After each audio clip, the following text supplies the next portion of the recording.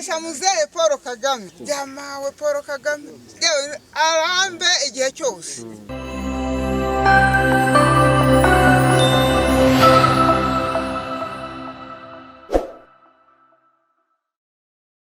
Urumva urasarura ingano, wasarura umufuka, wamara kuwusarura ukavuga ati mbehe uyu mufuka wose nkumarire mu nda kansagureho wenda intama y'ibihumbi 10 cyangwa 15, ubwo ukayishira mu rugo.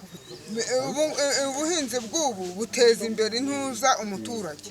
Urakoresha ifumbire, nuba baguhaye iyo fumbire ukayikoresha, ubwo hasigaye umusaruro ukiyongera. Wamara kwiyongera wa musaruro wasarura gutarushyiramo ifumbire, ubu uriyongera gugatubura. Nubatse nari umuntu w'umupfakazi napfakaye muri 94. Ngeze aha ngaha n'ubundi urabona muri icyo gihe hari amashamba, nubatse inzu maze kuyubaka mbamo n'utwana 2 ndiko mfite gusa, maze kutubamo maze kubamo ubwo n'ubundi ngira amahirwe muze haduha inka unze Paul Kagame. Ubwo aminka ko yamaze kumpa inka, ubwo iyo nka ndayitunze, ubwo nta kibazo mbese ndaho ngaho n'utwo twana twanjye 2. Yewe nta muyobozi ngana na muzehe uyu Paul Kagame. Paul Kagame ubu dufite umutekano, turaryama tugasinzira, kurya turarya, atumenyera abakecuru, turigisha abana nta kibazo dufite. Yo urabona igihe cya Habyarimana nkuko narinciye mu mahanga, hari igihe nari kwahura n'ibisambo bikampohotera, ubwo kingana nahahurira n'abari abasirikare ba Habyarimana nabwo ubwabo bakaba bavuga ngo hano hanyura.